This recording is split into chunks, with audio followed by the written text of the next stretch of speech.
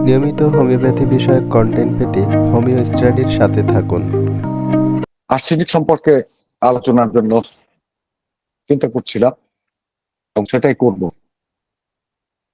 আমার আর্সেনিকের একটা স্ক্রিপ্ট আছে, বিভিন্ন জায়গায় স্ক্রিপ্ট আমি দেখেছি। আজকে সকালে বিভিন্ন জায়গায় রিপিট হচ্ছে, রিপিট হওয়ার পরও এটার যে ওয়ার্ড সংখ্যা বিশাল, 30,000-এর মতো। আর্সেনিক নিয়ে যে লেখাটা, এটা শব্দ সংখ্যা 30,000। এর মধ্য থেকে বাছাই করে করে আমি যতটুকু নিয়েছি তাও ন্যূনতম 5,000-এর কম হবে না। আমি আগেই বলে নিই, যেটা আমি বারবার বলি, যেটাকে পূর্ণাঙ্গ মেট্রিওমেডিকা বলা যাবে না। আর্সেনিক সম্পর্কে আমরা এখানে আছি 30-40 জন যারা আছি, কম বেশি সবাই জানি। হোমিওপ্যাথি সম্পর্কে প্রাথমিক ধারণা যার আছে তিনি আর্সেনিক সম্পর্কে জানেন। এবং আর্সেনিক হলো এমন একটা ওষুধ, এটা ছোট বড় সব ধরনের গ্রন্থে লিপিবদ্ধ আছে। তারপরও আজকে আমার এই ধৃষ্টতা আলোচ্য বিষয়ে আর্সেনিককে বাছাই করা। দেখেন, আমি বেশ কয়েকটা ক্লাস আগে বলেছিলাম যে আমাদের জীবনে, পৃথিবীর ইতিহাসে বর্তমান শতাব্দীর সবচেয়ে একটা উল্লেখযোগ্য একটা দিক, সেটা হলো মহামারী, কোভিড মহামারী, করোনা কাল। সুতরাং এই করোনা কালীন কিছু অভিজ্ঞতা বা এই করোনা কালে মানুষের সুবিধা অসুবিধা ইত্যাদি বিষয়ে আমাদের মধ্যে বারবার চলে আসবে এবং আসবেই। আর যদি এই বিষয়টা আমরা আলোচনা না করি তাহলে সে ব্যর্থতা আমাদের। চলতি শতাব্দীর ভয়াবহতম মহামারী কোভিড-19 যখন বিশ্বের বিভিন্ন দেশে ছড়িয়ে পড়তে শুরু করে, তখন কেবল সাধারণ মানুষই না, চিকিৎসকেরাও ভীষণ উৎকণ্ঠিত হয়ে পড়েছিলেন। সাধারণ মানুষের মধ্যে মারাত্মক অস্থিরতা দেখা দেয়। এই চিকিৎসকেরা এতটা উৎকণ্ঠিত ছিলেন যে বাংলাদেশ সহ পৃথিবীর বিভিন্ন দেশে অনেক চিকিৎসক তার প্র্যাকটিস বন্ধ করে দিয়েছিলেন। আবার কেউ কেউ গ্লাস গ্লাস হাউসের ভিতরে থেকে রোগী বাইরে রেখে তাদের সঙ্গে মাইক্রোফোনে কথা বলেছেন, এখন যেটা আমরা বলছি এরকম। যাই হোক, সাধারণ মানুষের মধ্যেও মারাত্মক অস্থিরতা দেখা দেয় কোভিড এর সময়। একটা শব্দ মনে রাখতে হবে, অস্থিরতা। গণমাধ্যম, সরকারিভাবে প্রচারিত বিভিন্ন ধরনের সতর্কতামূলক ঘোষণা শোনা, জানা ও তা মেনে চলার যে অতিরঞ্জনে মানুষের স্বাভাবিক সামাজিক জীবনের প্রচলিত সব নিয়ম কানুন, সৌজন্যবোধ খান খান হয়ে ভেঙে পড়তে শুরু করেছে। এটা আমি 2020 সালের শুরুর দিকে বা মাঝামাঝি সময়ের কথা বলছি। নট অনলি বাংলাদেশ, পৃথিবীর প্রায় সব দেশে হাসপাতালগুলোতে করোনা সংক্রমিত রোগীর মৃত্যুর হার ক্রমশই বাড়তে থাকে। একই সঙ্গে মানুষের মধ্যে করোনা ভাইরাসে সংক্রমিত হওয়ার ভয়, মৃত্যু ভয় জ্যামিতিক হারে বাড়তে থাকে। ভারতীয় ন্যাশনাল ভারতের ন্যাশনাল ইনস্টিটিউট অব হোমিওপ্যাথি, বাংলাদেশের বাংলাদেশের বাংলাদেশ হোমিওপ্যাথি বোর্ড করোনা ভাইরাসে আক্রান্ত রোগীর হোমিওপ্যাথিক প্রোটোকলে চিকিৎসা ও ব্যবস্থাপনার ক্ষেত্রে বিজ্ঞপ্তি জারি করেছিল এবং সংশ্লিষ্টদের অবহিত করেছিল। করোনা ভাইরাস আক্রান্ত রোগীর চিকিৎসায় বাংলাদেশ ও ভারত উভয় দেশের সংশ্লিষ্ট বিভাগ আর্সেনিক অ্যালবাম, ব্র্যান্ডি অ্যালবাম, ডেলসিমিয়াম, কোটেলাস হরিডাস সহ বেশ কিছু ওষুধ লক্ষণ অনুসারে ব্যবহারের পরামর্শ দিয়েছিল। আমি ব্যক্তিগতভাবে হোমিওপ্যাথি নিয়ে যে লেখালেখিটা শুরু করি সেটা হলো করোনা কালের একদম শুরুতে, 2020 সালে। এর আগে আমি হোমিওপ্যাথি নিয়ে কখনো লিখতে শুরু করিনি। আমি তখন প্রয়োজন মনে করেছি যে এখন কিছু একটা লেখালেখির দরকার, এই কারণে যে মানুষ বিভ্রান্ত হচ্ছে। ওই সময় আমি ফেসবুকে করোনা চিকিৎসার দুটি হোমিওপ্যাথিক প্রোটোকল প্রস্তাব করেছিলাম। একটি হলো করোনা আক্রান্ত রোগীর চিকিৎসা সংক্রান্ত, আরেকটি করোনা পরবর্তী, দ্যাট মিনস পোস্ট কোভিড রোগীদের চিকিৎসা ও ব্যবস্থাপনা সংক্রান্ত বিষয় নিয়ে। মুখ্য বিষয় হলো বাংলাদেশের দুই একজন বরেণ্য চিকিৎসক এবং ভারতের অনেক অভিজ্ঞ হোমিওপ্যাথিক চিকিৎসক আমার দেওয়া চিকিৎসা প্রোটোকল সাদরে গ্রহণ করে অনুমোদন ও স্বীকৃতি দিয়েছিলেন, এবং তারা এই পদ্ধতিতে বেশ সুফল পাচ্ছেন এটা আমাকে জানিয়েছিলেন। আমি তখন বলেছিলাম করোনা ভাইরাস আক্রান্ত রোগীদের চিকিৎসায়, অর্থাৎ করোনার বিরুদ্ধে যে যুদ্ধ, এই যুদ্ধে ফিল্ড মার্শালের ভূমিকা পালন করবে ব্রাইনি আর্মি। আর করোনা কালে অত্যাবশ্যকীয় একটি ওষুধ যে আমাদের হাতে থাকাই দরকার, সেটা হলো আর্সেনিক অ্যালবাম। করোনা কালে বাংলাদেশ ও ভারতের প্রেক্ষাপটে এই দুটি ওষুধের ক্ষেত্র কিভাবে তৈরি হয়েছিল এসব আলোচনার আগে আমরা আজকের আলোচ্য বিষয় আর্সেনিক অ্যালবাম জানার চেষ্টা করব।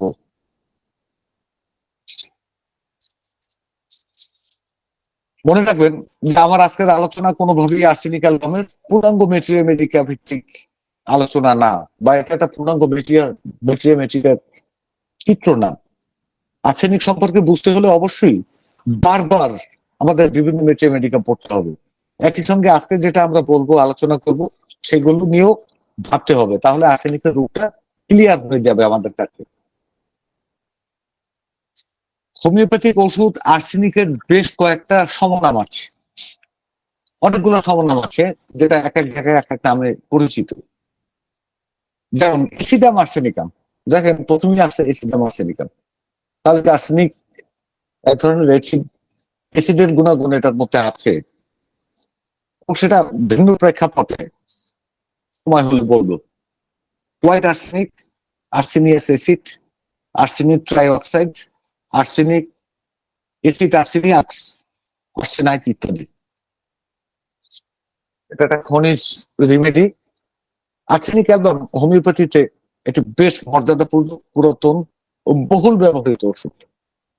এটি সাধারণ চরিত্রগত বৈশিষ্ট্য সকল হোমিওপ্যাথিক চিকিৎসক খুব ভালোভাবে জানেন। মোহাম্মদ হেনিম্যান নিজেই এই ওষুধটি প্রবীণ করেছেন। আমি এখন পর্যন্ত এমন কোনো মেডিকেল পাইনি যাতে আর্সেনিক নিয়ে বিস্তারিত লেখা হয়নি।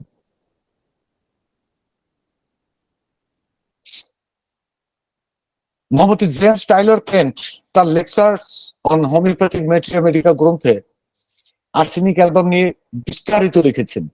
তিনি অত্যন্ত নিখুঁতভাবে বর্ণনা করেছেন তরুণ ও পুরাতন রোগীর চিকিৎসায় আর্সেনিক অ্যালবামের সক্ষমতা সম্পর্কে তিনি সুন্দর চিত্র অঙ্কন করেছেন।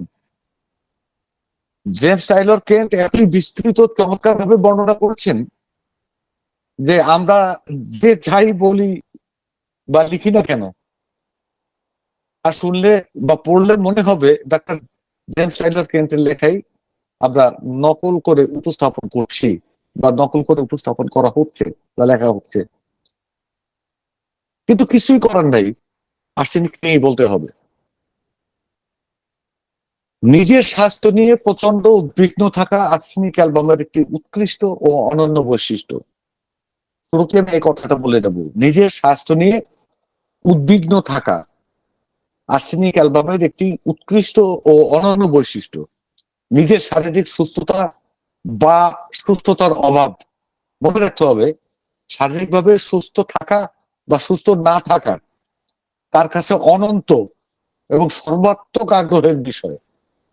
Is the most interest of arsenic patient. নিজে সুস্থ আছি কি সুস্থ নাই, এই জায়গায় তার সমস্ত আগ্রহ। তিনি তার অসুস্থতাকে অসামঞ্জস্যপূর্ণ আতঙ্কের সঙ্গে বিবেচনা করেন। আমরা এই কথাটুকু মনে রাখবো, এটা বারবার আসবে। আর্সেনিকের প্রথাগত বর্ণনায় বলা হয় তিনি সম্পূর্ণ পরিমার্জিত, উৎকৃষ্ট প্রকৃতির, হালকা পাতলা গড়নের মানুষ। তার শরীরে হাড়ের গড়ন ও চুলের ধরন খুবই সুন্দর ও সুশৃঙ্খল। তার শরীরের ত্বক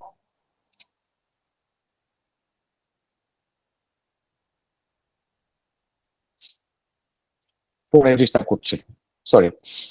তার শরীরের ত্বক সূক্ষ্ম ও ঈগলের ঠোঁট বা চঞ্চুর মতো বাঁকানো নাক, ঈগলের ঠোঁটের মতো বাঁকানো নাক। এটা আমি একটা মানে এক্সাম্পল দেই যে জ্যোতিষ শাস্ত্র সম্পর্কে যাদের জানা আছে, জ্যোতিষীরা সিংহ রাশির জাতকে নাকের যেমন বর্ণনা করে একজন কনস্টিটিউশনাল আর্সেনিক অ্যালবামের রোগীর নাকের গরম ঠিক ওই রকমেরই হয়ে থাকে। এক কথায় তার মধ্যে বিশেষ আভিজাত্যপূর্ণ বৈশিষ্ট্য বিদ্যমান থাকে। এই যে কথাগুলো, এটা হলো আর্সেনিকের যে ক্লাসিক্যালি যে বর্ণনা করা হয়, ট্রেডিশনালি আর্সেনিক যেভাবে বর্ণনা করা হয়, সেই বর্ণনাটা হলো এরকম।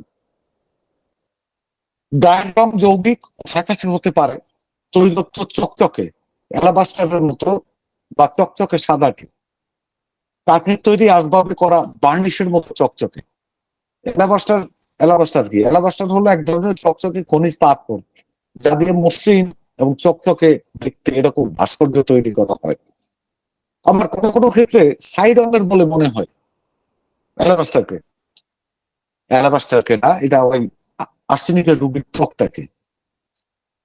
অসুস্থ অবস্থায় আর্সেনিক অ্যালবামের রোগীর গায়ের রং কোনো কোনো সময় বিশেষ বিশেষ রোগের ক্ষেত্রে নীলচে প্রকৃতির হয়ে থাকে।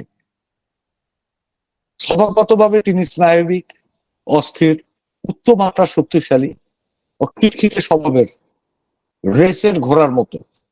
উচ্চ মাত্রায় শক্তিশালী ও খিটখিটে স্বভাবের রেসের ঘোড়ার মতো, যে টকবক টকবক করতে থাকে।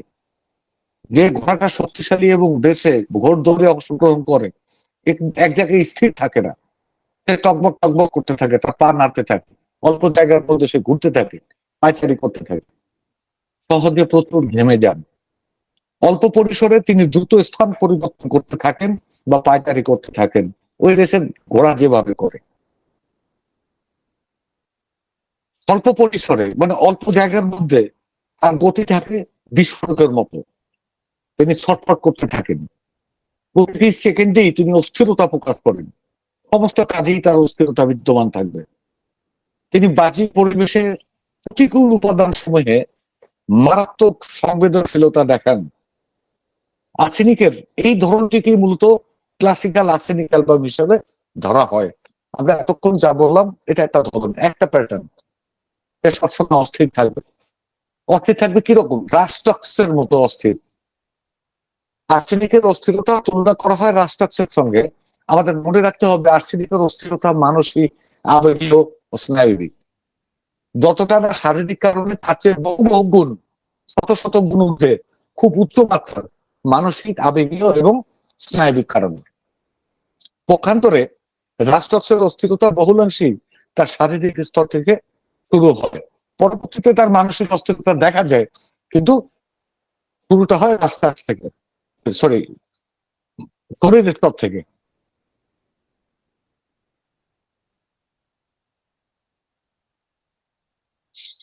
আর্সেনিক অ্যালবামের দ্বিতীয় ধরনটিকে অনেক রাইটার, মানে খুব প্রখ্যাত কয়েকজন রাইটার খামারে বেঁধে রাখা ঘোড়ার সঙ্গে, ফার্মে বেঁধে রাখা ঘোড়ার সঙ্গে তুলনা করেছেন। তিনি সর্বাকৃতির বা আড়ে পাশে সমান হন, অর্থাৎ ওই যে আগে বললাম হালকা পাতলা, না ওরকম না, আড়ে পাশে সমান, অর্থাৎ তিনি খর্বাকৃতি হন এবং খুব স্থূল প্রকৃতির হন। ব্যক্তি হিসেবে তিনি তুলনামূলক কম মার্জিত বৈশিষ্ট্য সম্পন্ন। ওখানে যতটা মার্জিত, যতটা রিফাইন্ড বলা হয়েছে, দ্বিতীয় ধরনটা অত মার্জিত না, অমার্জিত।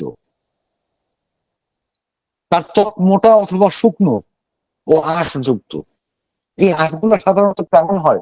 সরিনামের আঁশের মতো হয়। আপনারা যদি বেলে মাছ দেখে থাকেন, সবাই দেখছি আমরা, বিশেষ করে ঢাকা সিটিতে যারা থাকেন, খুব হাই প্রোফাইল বা লাইফ লিড করেন, তারা হয়তো বা দেখেন নাই, কিন্তু বেলে মাছ, বাইলা মাছ বলে আমাদের এই এলাকায়, এটা মরে যাওয়ার পরে একটু পরে ওর আঁশগুলো খুব খসখসে হয়ে যায়। ঠিক ওই রকম আঁশযুক্ত থাকে তার স্ক্রিন। অনেকটা সরিনামের যে সোরিয়াসিস, সরিনাম সদৃশ সোরিয়াসিসের যে উপরে যে খসখসে আঁশযুক্ত থাকে, ওরকম। তিনি সহজে ঘামেন না। দেখেন আমরা আগে পাইলাম তো অপি ঘেমে যান, ঠিক আছে, বিপরীত চিত্র দ্বিতীয় প্যাটার্নটার মধ্যে। তিনি সহজে ঘামেন না, পরিশ্রমে তার ঘাম হয় না। পরিশ্রম করে, এত পরিশ্রম করে কিন্তু তার কখনো ঘাম হয় না। তার মুখমন্ডল গরম, লাল হয়ে যায়। তো মুখের দিকে তাকালে মুখমন্ডল গরম, হাত দিলে গরম, এবং বর্ণটা দেখবে লালচে রঙের হয়ে গেছে। রক্তচাপ জনিত মাথা ব্যথা দেখা দেয়, ওই যে মুখমণ্ডল লাল হয়ে যায়। So, ওই ধরনের মানে ওই কারণে রক্তস্রাব জনিত মাথা ব্যথা তার থাকে। তিনি ক্লাসিক্যাল আর্সেনিকের মতো দ্রুত চলাফেরা করতে অক্ষম। ঠিক ওইটার একদম বিপরীত যে চিত্রটা। আর্সেনিকের এই ধরনটির রোগীরা ক্লাসিক্যাল আর্সেনিকের মতো যত্ন সহকারে ঝরঝরে ও পরিপাটি পোশাক পরতে পারেন না বা পারেন না। বাহ্যিক দিক থেকে তাকে আপনার সালফার মনে হতে পারে। দেখেন কোথায় আর্সেনিক, এত রিডিনেস, এত পরিপাটি, এত একদম মানে হাল ফ্যাশনের সঙ্গে সংযুক্ত, সেটা চলে গেছে কোথায় সালফার, সালফার লাইক আর্সেনিক। তিনি বহুল অংশে সালফারের দিকে ঝুঁকি রয়েছেন বলে মনে হতে পারে বা মনে হয়। তবুও শারীরিক দিক আমরা আমাদের বিবেচনায় রাখা উচিত। সালফার হইলেও আমাদের মাথায় রাখতে হবে আর্সেনিক এরকম হতে পারে, কোন ক্রমেই যেন আমরা আবেগ দ্বারা তাড়িত না হই। না না না, এটা নোংরা বা এই স্থূল, এই মানে তার শরীরে আঘাতযুক্ত উদ্ভিদ আছে, অত ঝরঝরে না, পরিপাটি না, তো সালফার হতে পারে না। এক্ষেত্রে আমাদের বুঝতে হবে যে না, সালফার না হতে পারে। এক্ষেত্রে রোগীর মোটা ত্বক আর এই চেহারা, অগোছালো গরম আমাদের সালফারের দিকে আকৃষ্ট করবে, অথচ তিনি সালফার নন, তিনি আর্সেনিক, আর্সেনিক অ্যালবাম। এখন এই যে আর্সেনিক অ্যালবামের দুইটা প্যাটার্ন বললাম, আর কোনো প্যাটার্ন আছে কিনা আমরা আলোচনায় আসবে। তারপরে যে আসলে এরকম যদি হয় যে শারীরিক গঠন একটা এরকম, একটা ঠিক আর ঠিক উল্টো, এই অবস্থায় বা সবার মতো দিক একটা এরকম আর একটা উল্টো, তাহলে আমরা ধরবো কি করে? আর সেটা সমাধানে যাবে সামনে। ডক্টর এলিজাবেথ হার্বার্ট আর্সেনিক অ্যালবামের আরেকটি ধরনের বর্ণনা করে বলেছেন। তার বর্ণনাটা হলো এরকম যে তার বর্ণনায় বুড়ো ঘোড়া দুধের কার্ড টানছে, অর্থাৎ বয়স্ক বুড়ো ঘোড়া একটা দুধ, যে কার্ডটার মধ্যে দুধ বহন করা হয় সেটা টানছে, তার মাথা হাঁটু যুগলের মধ্যে ঝুলছে, অর্থাৎ ঘোড়াটা মাথা দিয়ে দুই হাঁটুর মধ্যে দিয়ে মনে হয় ওখানে ঝুলছে, হাসা শব্দ করে শ্বাস টানছে, অর্থাৎ হাঁপানিতে ভুগতেছে, চোখ দিয়ে পানি পড়ছে, নাক দিয়ে সর্দি ধরছে। বর্ণিত বুড়ো ঘোড়ার দুর্দশা ও ভেঙে পড়া শক্তির এই চিত্র আমরা মাথায় প্রচন্ড ঠান্ডা লাগা, হাঁপানি ও অন্যান্য শ্বাসকষ্ট জনিত রোগে আক্রান্ত ব্যক্তির মধ্যে পেয়ে থাকি। না বললেও বুঝতে পারছেন বা আপনারা সবাই বুঝছেন যে আর্সেনিক অ্যালবামের তৃতীয় ধরনটির দশা এলিজাবেথ হার্বার্টের এই বুড়ো ঘোড়ার মতো। প্রচন্ড ভাবে মাথায় ঠান্ডা লাগছে, স্পেসিফিকলি মাথায় ঠান্ডা, এনিহাউ লাগার পরে তার শ্বাসকষ্ট হচ্ছে, হাঁপানি হচ্ছে এবং নাক দিয়ে সর্দি ঝরছে। এই কন্ডিশনটা রোগী অস্থির, এটা হলো তৃতীয় আর একটা প্যাটার্ন যখন আক্রান্ত, মারাত্মক ভাবে আক্রান্ত রোগী আমাদের চেম্বারে আছে। এখন প্রশ্ন হলো যে এই যে বারবার ঘোড়ার কথা, তিনটেই, প্রথমে একটা ঘোড়া, দ্বিতীয় হলো খামার, একটা হলো রেসের ঘোড়া, আর একটা হলো খামারে বাঁধা ঘোড়া, আর একটা হলো বুড়ো ঘোড়া। বারবার আর্সেনিকের কথায় ঘোড়ার প্রসঙ্গ কেন আসে?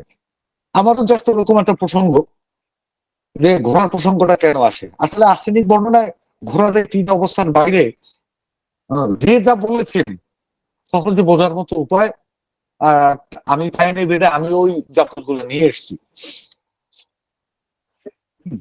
দুঃখিত। এই তিন অবস্থার যে উদাহরণ, এটা সবচেয়ে জুৎসই আমার কাছে, অন্তত পক্ষে তাই মনে হয়েছে। মজার একটা কথা প্রচলিত আছে, ঘোড়া কখনো দূষিত পানি পান করে না।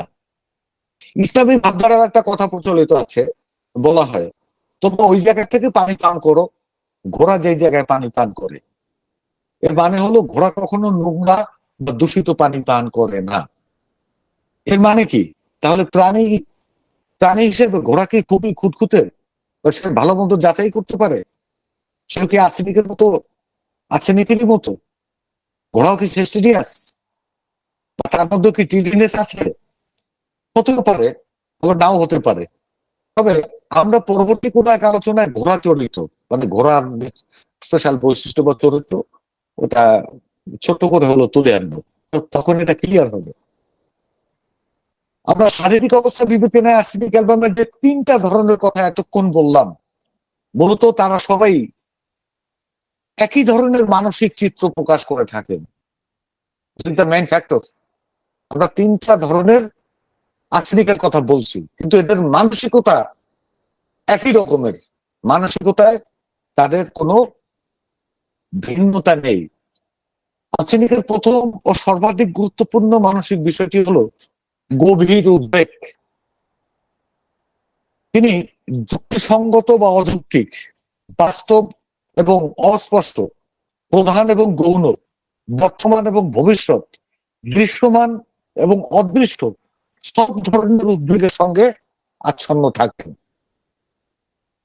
এই উদ্বেগটা অ্যাংজাইটি কথার দ্বারা ক্লিয়ারলি মানে উদ্বেগকে বোঝানো যায় না। আর আমরা বাংলায় যেটাকে উদ্বেগ মনে করি, সেটা সরাসরি কোনো ইংরেজি শব্দ ওরকম হয় না। যাক, আমরা এটা উদ্বেগই বলবো। তাহলে কি, যত ধরনের উদ্বেগ আছে, উদ্বিগ্ন হওয়া যত ভাবে হওয়া যায়, সবটা আর্সেনিক রোগীতে বিদ্যমান থাকে। এমনকি এই অবস্থায় তিনি যখন হতাশাগ্রস্ত হন, উদ্বিগ্ন অবস্থায়, তখন তার দুঃখের চেয়ে হতাশাই বেশি প্রাধান্য পায়।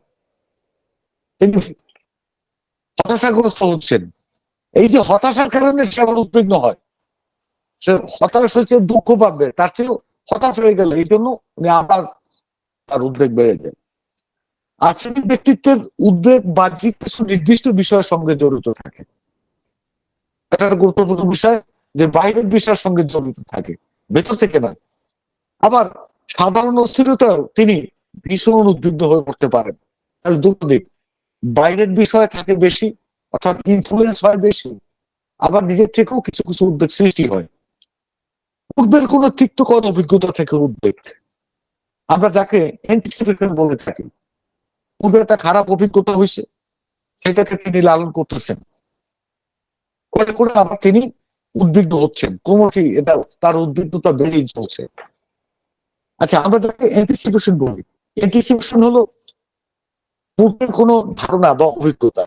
কিন্তু মেডিকেল সায়েন্স বিশেষ করে আমরা হোমিওপ্যাথিতে অ্যান্টিসিপেশন বলতে যে জিনিসটা বুঝবো, সেটা এক কথায় অর্থটা বোঝানো যাবে না। সেটা পূর্বের কোনো খারাপ অভিজ্ঞতা থেকে লব্ধ জ্ঞান এবং সেটাকে মনে রাখা, এবং মনে রেখে ওই খারাপ অবস্থাটাকে মন্থন করা, এবং কিছুটা কম বেশি উদ্বিগ্ন হয়ে পড়া, মন খারাপ করা, এই অবস্থাটা যদি বিদ্যমান থাকে তখন আমরা সেটাকে অ্যান্টিসিপেশন বলবো। এই যে একটা অ্যাসিডোসিনের সঙ্গে মানে খুব গুরুতরভাবে সংশ্লিষ্ট এই অ্যান্টিসিপেশন শব্দটা। কার্সিনোসিনের অ্যান্টিসিপেশন রোগীকে উদ্বিগ্ন, উৎকণ্ঠিত, ভীত, সন্ত্রস্ত, শঙ্কিত অবস্থায় রাখে। দেখেন, কার্সিনোসিনে কি তার যে অ্যান্টিসিপেশন থাকে, সেটা হলো রোগীকে উদ্বিগ্ন রাখে, উৎকণ্ঠিত করে, ভীত করে, সন্ত্রস্ত ও শঙ্কিত অবস্থায় পৌঁছে দেয়। আর অ্যান্টিসিপেশনের কারণে আর্সেনিক ব্যক্তিত্ব শুধুমাত্র তার উদ্বেগটাই বৃদ্ধি পায়, নাথিং এলস। আর এই উদ্বেগের মাত্রা ক্রমান্বয়েই বাড়তে থাকে। উদ্বেগ তার শারীরিক অবস্থা নিয়ে, পূর্বে ঘটে যাওয়া শারীরিক কোনো বিপর্যয়কর অবস্থা নিয়ে। এখন আমরা কাছে বেরিয়ে আসছি। কার্সিনোসিনের উদ্বেগ যে কোনো বিষয়ে হতে পারে, বাট আর্সেনিকের উদ্বেগটা বা অ্যান্টিসিপেশনটা আসবে তার শারীরিক অবস্থা নিয়ে, নিজের আর শারীরিক কোনো বিপর্যয়কর অবস্থা থেকে। 2 বছর আগে তার একটা রোগ হয়েছিল, এটি নিয়ে সে বর্তমান সময় উদ্বিগ্ন থাকতে পারেন। আমরা কিছুকাল আগে ব্রায়ানের ক্লাসে বলেছিলাম, বাহ্যিকভাবে সবচেয়ে বেশি প্রভাবিত হয় এমন হোমিওপ্যাথিক ওষুধের শীর্ষস্থানে রয়েছে ব্রায়ানিয়া। আর্সেনিক সম্পর্কে ঠিক একই রকম কথা আমরা বলতে পারি। বাহ্যিক কোনো বিষয়টা সবচেয়ে বেশি প্রভাবিত হয় আর্সেনিক অ্যালবাম,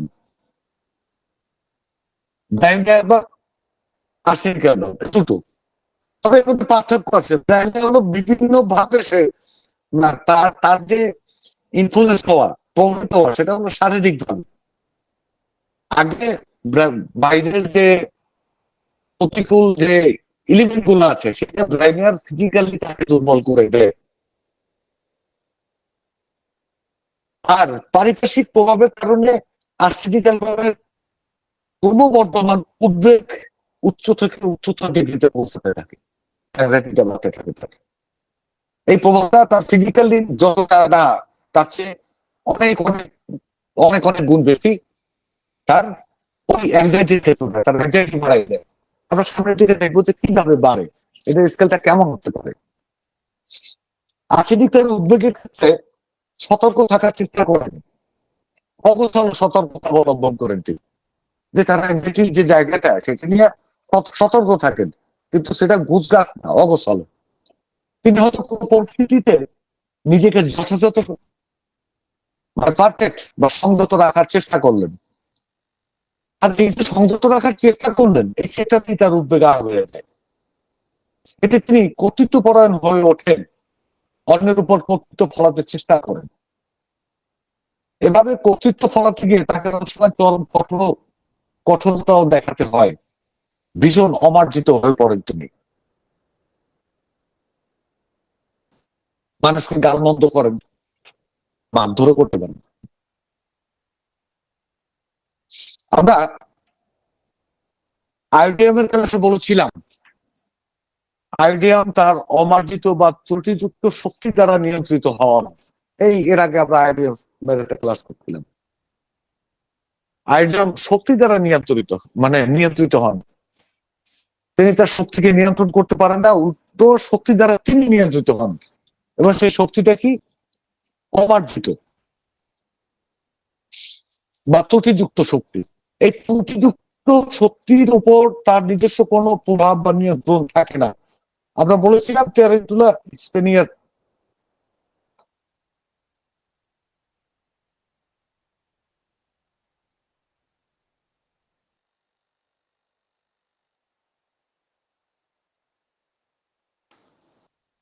ট্যারেন্টুলা হিসপেনিয়ার ত্রুটিযুক্ত যৌন শক্তি তাকে স্থির থাকতে অক্ষম করে তোলে, তিনি ক্রমাগত হাঁটতে বা দৌড়াতে থাকেন।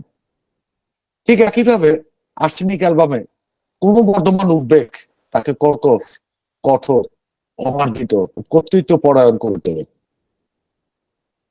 বাহ্যিক পরিবেশের কোনো উপাদান অথবা কোনো ধরনের অ্যান্টিসিপেশন আর্সেনিক অ্যালবামের উদ্বেগের মাথায় এতই উচ্চ ডিগ্রিতে পৌঁছে দেয় যে রোগী চাইলেই এসব নিজে নিয়ন্ত্রণ করতে পারেন না, বরং তিনি এগুলোর হাতে জিম্মি হয়ে যান। অ্যান্টিসিপেশন তাকে নিয়ন্ত্রণ করে, পরিস্থিতির দ্বারা নিয়ন্ত্রিত হন তিনি। আর্সেনিক অ্যালবাম হলো চালিত ব্যক্তি।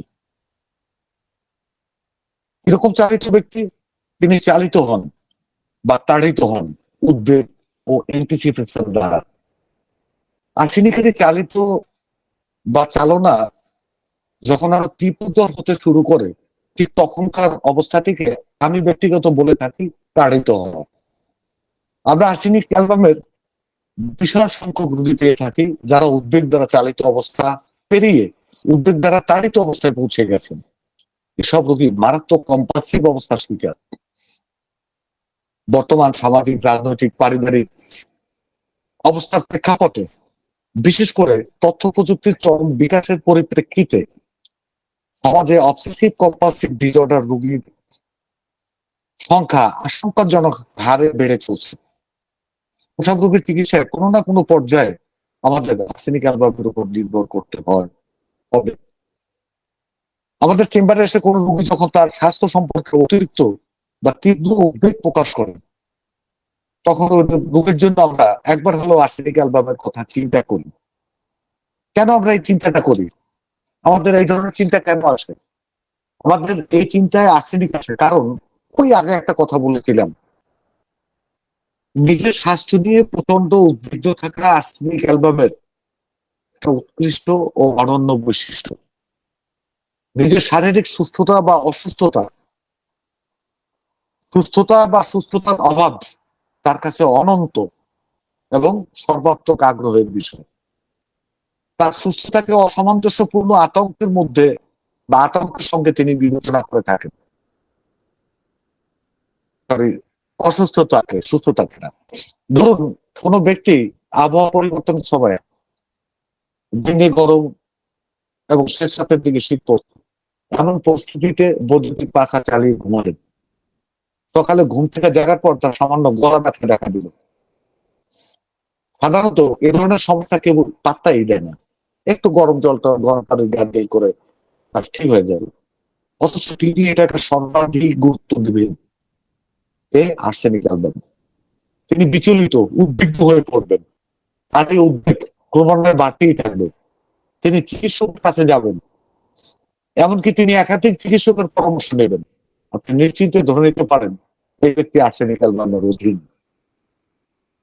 প্রচলিত গ্রন্থগুলোতে আর্সেনিক অ্যালবামের বর্ণনা করতে গিয়ে ঘুরে ফিরে ওষুধের উদ্বেগ, অস্থিরতা, ঠান্ডায় রোগের বৃদ্ধি, অল্প সময়ের পরপর অর্থাৎ ঘন ঘন এক চুমুক করে পানি পান করা, মধ্যরাতের পরে অবস্থার অবনতি, রোগ লক্ষণের পর্যায়ে অভিজ্ঞতা, লক্ষণ সমূহের পরিবর্তন, ক্ষততা, জ্বালা বা ব্যথায় জ্বালাকর অনুভূতি ইত্যাদির মাধ্যমে আর্সেনিক অ্যালবামকে বোঝানোর চেষ্টা করা হয়েছে। আমি একদম তালগোল পাখি যাইনি নিজে যখন এই পাঠ্যপুস্তক গুলো পড়ি। আমি মনে করি আর্সেনিক অ্যালবাম সম্পর্কে দেওয়া এই বিশাল তালিকা বেশিরভাগ সময় চিকিৎসকদের জন্য একটা বিভ্রান্তিকর অবস্থা সৃষ্টি করে এবং এটা করতে বাধ্য প্রত্যেকটা পয়েন্টেরই। যেমন দেখেন অস্থিরতা, অস্থিরতা অনেকগুলো ওষুধের সঙ্গে তুলনা করা যায়, যা আমরা নাফাক্সের সঙ্গে তুলনা করলাম, এবং প্রত্যেকটা পয়েন্টে মানে ঝামেলার সৃষ্টি করে। আমার মতে আর্সেনিক অ্যালবাম প্যাথোলজির যে অপরিহার্য সবচেয়ে গুরুত্বপূর্ণ বিষয়, দেখেন এখানে একটু মনোযোগ রাখবেন। সবচেয়ে গুরুত্বপূর্ণ বিষয়টি হলো ইনসিকিউরিটি বা নিরাপত্তাহীনতার উপস্থিতি।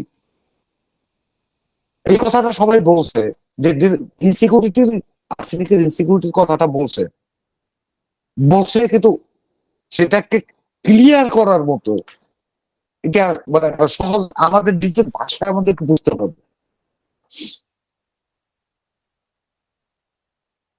আর্সেনিক আর্সেনিকের রুগীকে আর যাই থাক বা না থাক, তার ভেতরে ইনসিকিউরিটি বা নিরাপত্তাহীনতার স্প্রিং এক ঝটকায় লাভ দিয়ে উঠবে উঠবে।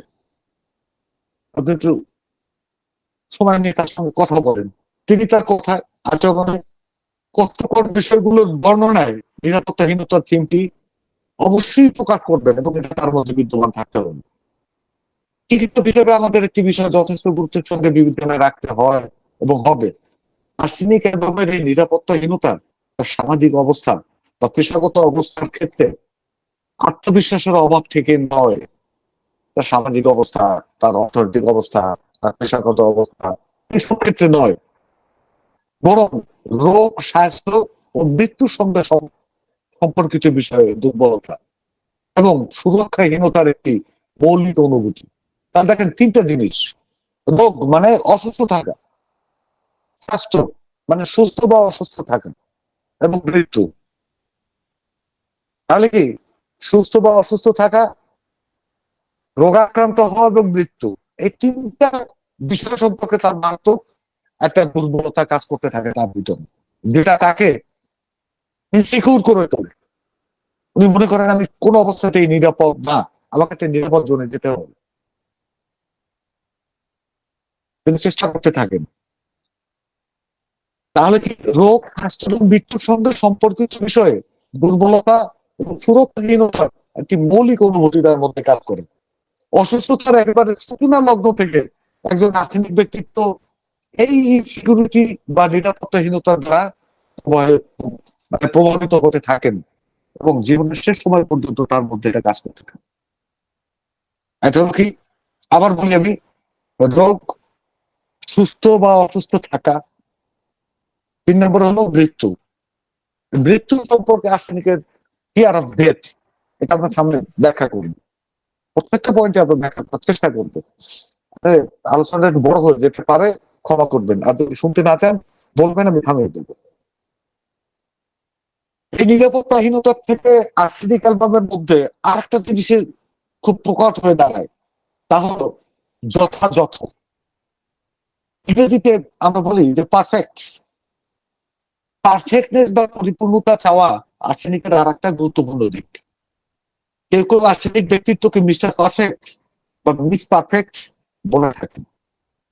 আমরা আগে বলেছি আর্সেনিক তাড়িত হন, তিনি তাড়িত হন উদ্বেগ দ্বারা।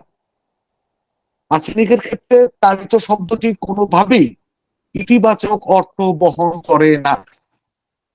তাড়িত হওয়ার বিষয়টি সবসময় মানুষের অবচেতন অর্থাৎ সাবকনসিয়াস কন্ডিশনের সঙ্গে সম্পৃক্ত। আর তাড়িত অবস্থার ঠিক আগে একটা অবস্থা আছে, তার ভিতরে যে তাড়না সৃষ্টি হয় তার ঠিক আগে একটা অবস্থা আছে। এই অবস্থাটাকে বলা হয় প্রচেষ্টা বা চেষ্টা। আমরা ডাক্সের মধ্যে দেখছি যে স্টাডিয়াস বা অধ্যবসায়ী চেষ্টা করে যেতে থাকে, চেষ্টা করে যেতে থাকে যতক্ষণ সফলতা না আসে। আশিকের মধ্যে ওইরকম এক ধরনের প্রচেষ্টা বা চেষ্টা আছে। এটা কিন্তু আমরা দেখা করার চেষ্টা করবো। প্রচেষ্টা বা চেষ্টা আসে মানুষের সচেতন ভাবনা থেকে। দেখেন তাহলে কি আর্সেনিক রোগী একটা সময় সচেতন অবস্থায় থাকে, অর্থাৎ মাইন্ড মানে কনসাস মাইন্ড কাজ করতে থাকে, তখন এটাকে আমরা চেষ্টা বলি। কিন্তু এটা যখন তার মানে সাবকনসিয়াসে চলে যায়, অবচেতনে চলে যায়, তখন সেটা হলো এক ধরনের তাড়না, কম্পালসিভ কন্ডিশন। তা আর্সেনিক ব্যক্তিত্ব তাড়িত হওয়ার আগে তিনি একটা অবস্থায় থাকে যেটা প্রচেষ্টা বা চেষ্টা করা। এইটা হলো তার কনসাস মাইন্ডের কন্ডিশন। আর্সেনিক এবং চেষ্টা করেন তার জীবন জুড়েই প্রচেষ্টা বা চেষ্টার বিষয়টি ওতপ্রোতভাবে জড়িত মানে জড়ানো থাকে। আর্সেনিকের প্রচেষ্টা বা চেষ্টা হলো পরিপূর্ণতার জন্য, পারফেক্টনেসের জন্য, যথাযথ বা সঠিক পূর্ণতার জন্য। আর্সেনিক পার্সন বা আর্সেনিক ব্যক্তিত্বরা পরিপূর্ণতাবাদী, কিন্তু তাদের জন্য সমস্যা হলো পরিপূর্ণতা একটা আপেক্ষিক বিষয়। প্রকৃত অর্থে পরিপূর্ণতা অর্জন খুব কমই হয়। সুতরাং আর্সেনিক ব্যক্তিত্বের পরিপূর্ণতা অর্জনের চেষ্টা নিরন্তর ভাবে চলমান থাকে। অর্থাৎ জীবনটা যতদিন আছে পরিপূর্ণতা অর্জনের চেষ্টা তার ততদিন চলবে। এই চেষ্টাটা যখন তার জীবন্ত অবস্থায় চলে যাবে, তখন এটা একটা তাড়িত অবস্থায় চলে যাবে তার সাবকনসিয়াস কন্ডিশনে, অচেতন। তখন ওই কম্পালসিভ কন্ডিশন তাকে তাড়িত করবে। যতক্ষণ কনসাস লেভেলে থাকে ততক্ষণ তিনি চেষ্টা চালিয়ে যান। এই চেষ্টাটা কিরকম? একজন আর্সেনিক শিক্ষার্থী মাঝারি ধরনের প্রচেষ্টায় কেবল প্রথম স্থান অধিকার করে সন্তুষ্ট থাকতে পারেন না। যেমনটা সালফার বা ফসফর সন্তুষ্ট হন, অল্পই সন্তুষ্ট হয়ে যান। তিনি সবচেয়ে সেরা হওয়ার জন্য নিখুঁত প্রচেষ্টা চালিয়ে যান। আর্সেনিক ব্যক্তিত্বের অন্য লোকের প্রতি এক ধরনের নির্ভরশীলতা থাকে। তার এই নির্ভরশীলতাও ইনসিকিউরিটি বা নিরাপত্তাহীনতা থেকে উদ্ভূত। ডেজায়ার্স কোম্পানি একটা রুব্রিক আছে। এই রুব্রিকের অধীনে আর্সেনিক অ্যালবাম একটি বিশেষ ওষুধ। প্রকৃতপক্ষে আর্সেনিক ব্যক্তিত্বের ডিজায়ার ফর কোম্পানি সঙ্গ পাওয়ার যে আকাঙ্ক্ষা বা সঙ্গ পাওয়ার যে আকাঙ্ক্ষার চেয়েও বেশি কিছু থাকে এই ডিজায়ারের মধ্যে। সিম্পলি শব্দটার অর্থ যদি আমরা বলি যে ডেজায়ার্স কোম্পানি,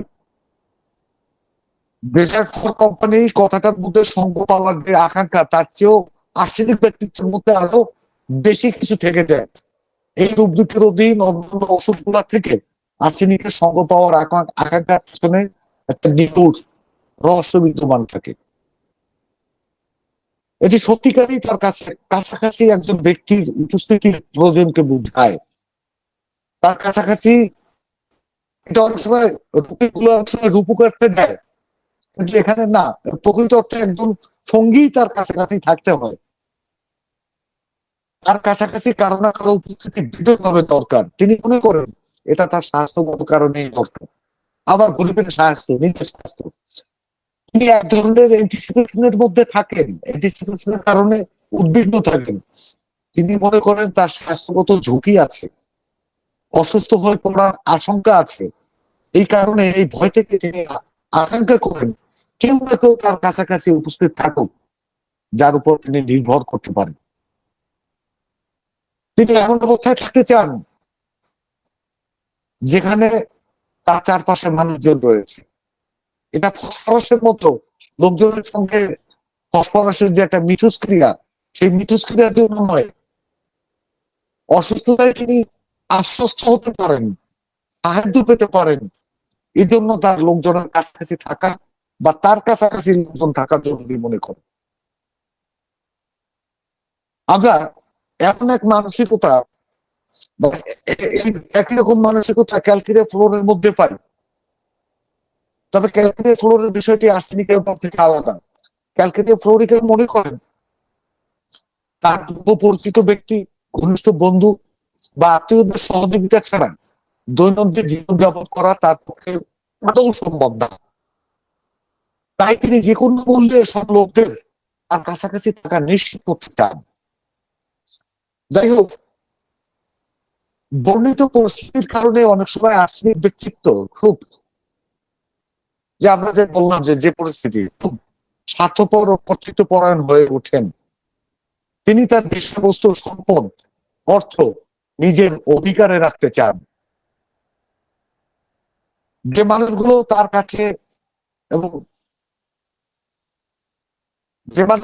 কাছে এবং যাদেরকে তার প্রয়োজন, ওইসব মানুষের প্রতি তিনি কর্তৃত্বপরায়ণ হয়ে থাকেন, যেমন নিজের স্ত্রী বা নিজের স্বামী। কোন কোন আর্সেনিক এই ধরনের সম্পর্কযুক্ত ব্যক্তিদের নিজের সম্পদের মতোই ব্যবহার করেন। দেখেন, আপনি যদি তার স্ত্রীকে নিজের সম্পদ হিসেবে মনে করেন, এই অ্যাটিটিউড যদি তারা থাকে এবং সেটা বহিঃপ্রকাশ আপনি পান, আপনি একবার চিন্তা করুন এই লোকটা আর্সেনিক হতে পারে। মানে ব্যক্তিকে সম্পদের মতো মনে করে। সম্পর্কের ক্ষেত্রে গিভ অ্যান্ড টেক কথাটা প্রচলিত আছে। সম্পর্কের ক্ষেত্রে গিভ অ্যান্ড টেক মানে কিছু পেতে হলে দিতে হয়, বা কেউ দিলে মানে সেখানে একটা মানে পাওয়ার আকাঙ্ক্ষা থাকে। আর্সেনিক ব্যক্তিত্বের জন্য এই গিভ অ্যান্ড টেক কথাটি মোটেই প্রযোজ্য না। আমরা বরং আর্সেনিকের ক্ষেত্রে কথাটা ঘুরিয়ে বলতে পারি, take and take. Give and take এখানে থাকবে না, টেক অ্যান্ড টেক। সম্পর্কের জায়গায় তিনি বহুল অংশে স্বার্থপর। তিনি দেওয়ার চেয়ে অধিকতর পছন্দ করেন নেওয়াতে। সময় ব্যবধানে তিনি ক্রমান্বয়ে কৃপণ হয়ে উঠতে থাকেন। ব্যক্তিগতভাবে এই ধরনের আর্সেনিক রোগীকে আমি একটা টাইটেল দিচ্ছি, এলাকার ভাষায়, লোকাল ভাষায়, খলিদে মোকাম, যেখানে শুধু নেওয়া হয়, দেওয়া হয় না। জীবনের প্রতিটি পরতেই এদের কৃপণতা লক্ষণীয়। আমরা কোনো কোনো ক্ষেত্রে হয়তো লক্ষ্য করে থাকি, একজন আর্সেনিক ব্যক্তিত্ব কোন একটি সম্পর্কের ক্ষেত্রে একজনকে সহায়তা দিচ্ছেন, মানে কাউকে সাপোর্ট দিচ্ছেন, অর্থনৈতিক হোক বা যে কোনো ভাবে সাহায্য দিচ্ছেন, সহায়তা করতেছেন। বাহ্যিক দৃষ্টিতে তিনি সাধারণভাবে সহায়তা দিচ্ছেন এমন মনে হলো, বাস্তবে তিনি এই সহায়তা দিয়ে থাকেন ওই ব্যক্তির কাছ থেকে অধিকতর কিছু পাওয়ার জন্য, বিশেষ করে সেবা, পরিচর্যা ইত্যাদি পাওয়ার জন্য। সে তাকে আবার টাকা রিটার্ন করবে সেটা না। সুতরাং আমরা বলতে পারি আর্সেনিক ব্যক্তিত্ব প্রকৃত অর্থেই স্বার্থপর। আমি স্বার্থপরতার দিক থেকে আর্সেনিক অ্যালবামকে দ্বিতীয় স্থানে রাখি। আমার জানা মতো হোমিওপ্যাথিতে সবচেয়ে বেশি স্বার্থপর হচ্ছেন সিফিলিনাম ব্যক্তিত্ব। আমরা পরবর্তী কোনো এক সময় সিফিলিনাম নিয়ে আলোচনা করলে তখন এই বিষয়টা আমরা ক্লিয়ার করব। আর্সেনিক ব্যক্তিত্ব তার অর্থ সম্পদ যেমন নিজের অধিকারে রাখতে চান, সহজে খরচ করা বা হাতছাড়া করা পছন্দ করেন না। একইভাবে মনে হয় তার শরীরের উপরেও এক ধরনের আধিপত্য স্থাপিত থাকে। তার সব ধরনের স্রাব নিঃসরণ কম হয়, তার প্রস্রাব পায়খানার পরিমাণ হ্রাস পায়। এটা আবার আধ্যাত্মিক বিষয়, এই বিষয়টা আজকে না ঢুকলাম, অন্য কোনো ওষুধের রেফারেন্সে যখন আসবে তখন মজা করে বলবো, কারণ আজকে ক্লাস বড় হয়ে যাচ্ছে।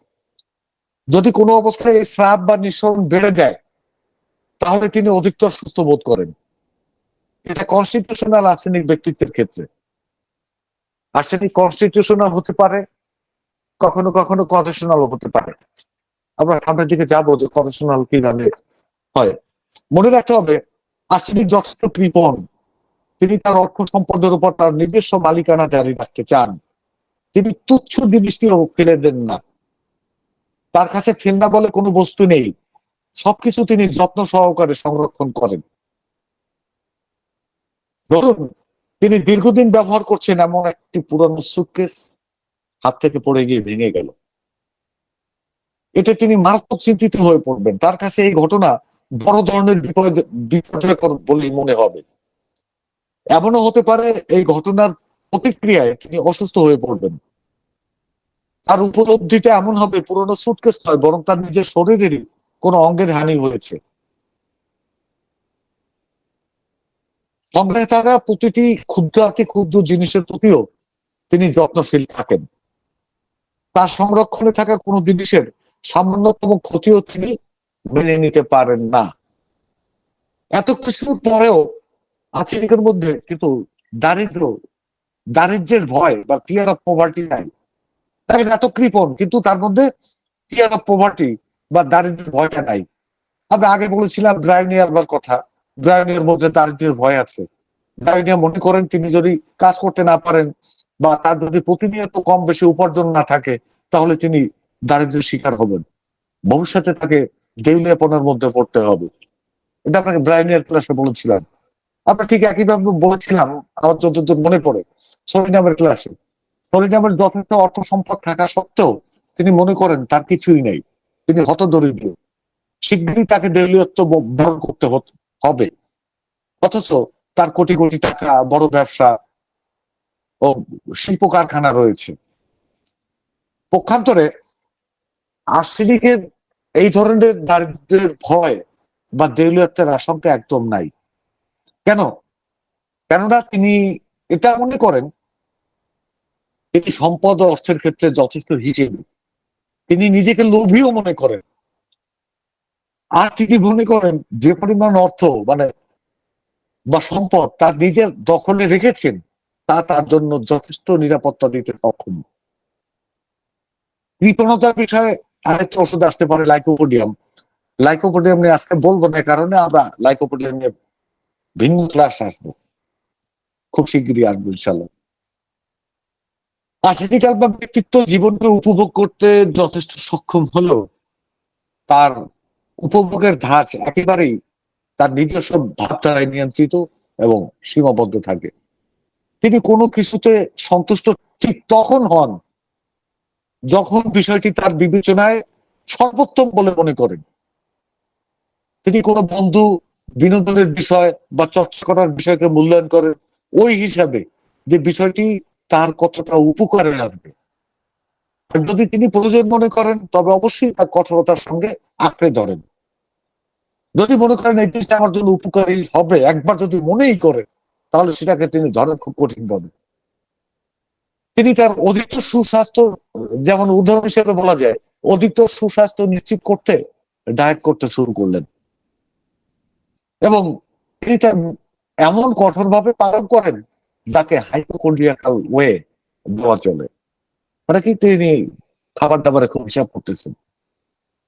আর্সেনিক অ্যালবাম বুঝতে হলে আমাদের দুটো বিষয় সম্পর্কে বুঝতে হবে। এটা হলো subliminal subliminal hypochondria, hypochondriasis.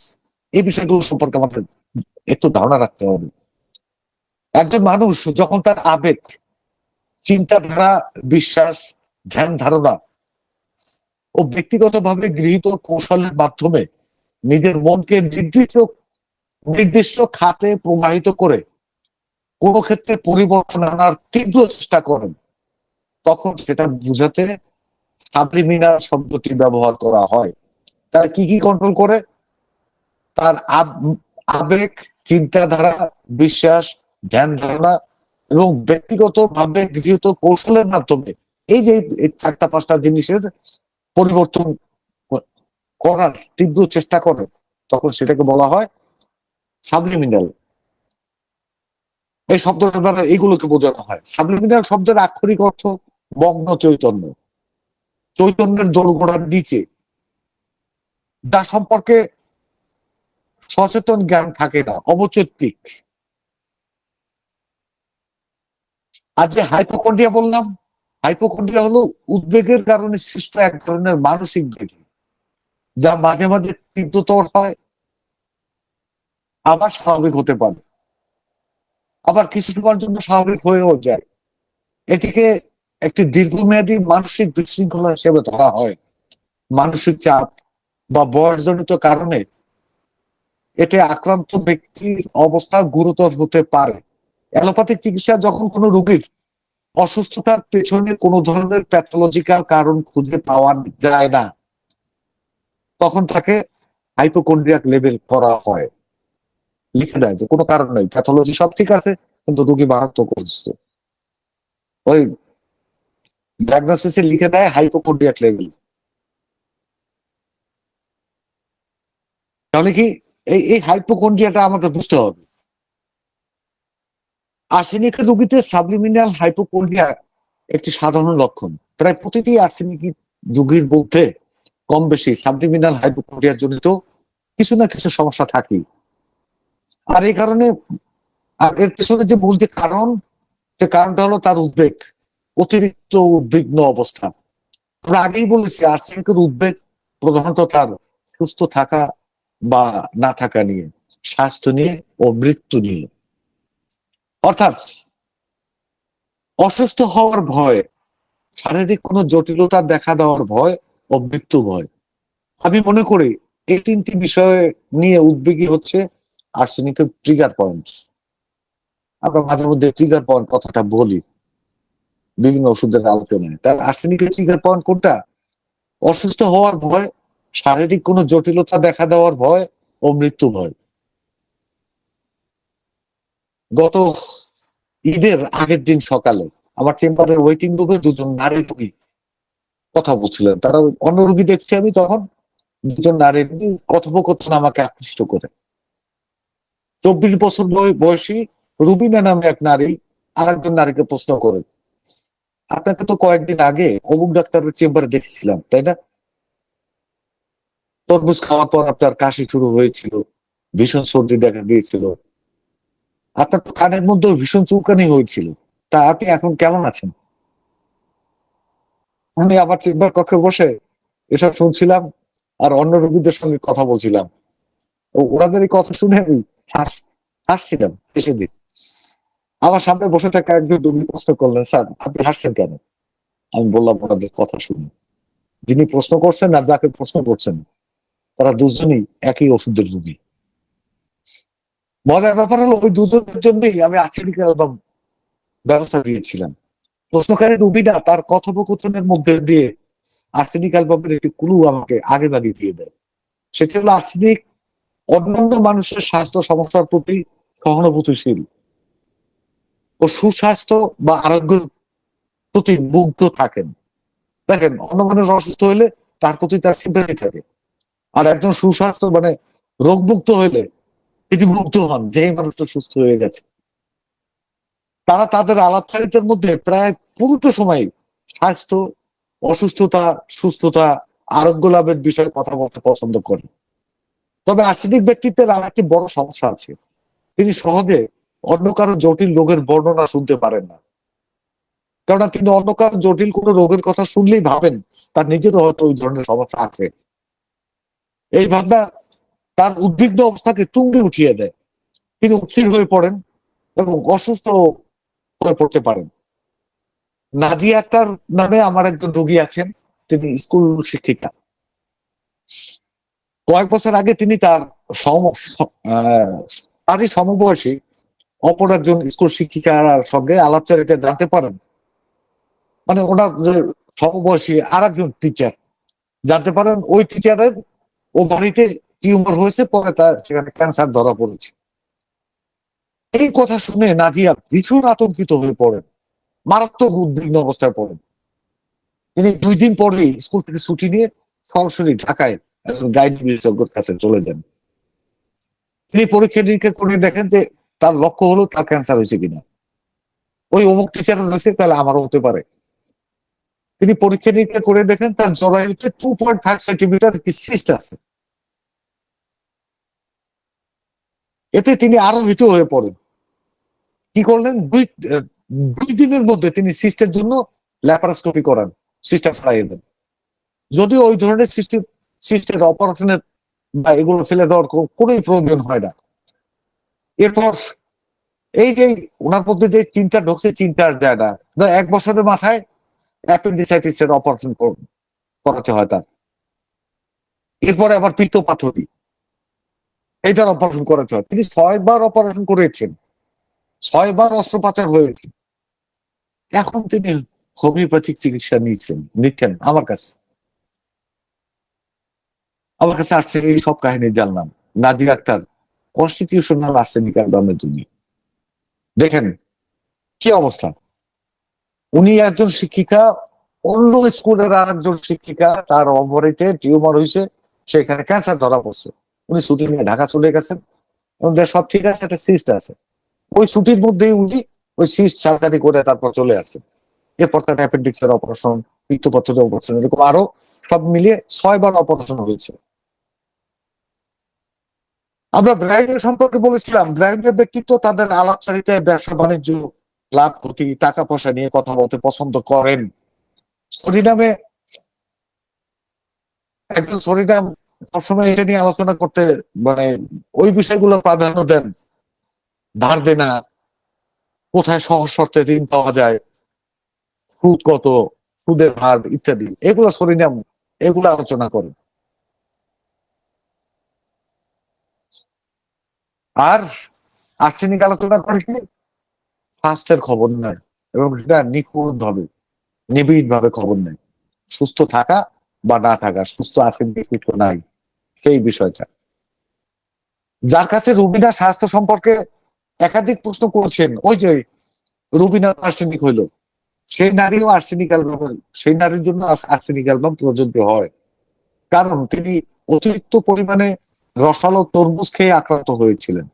Allopathic চিকিৎসায় তিনি কোনো সুফল পাচ্ছিলেন না।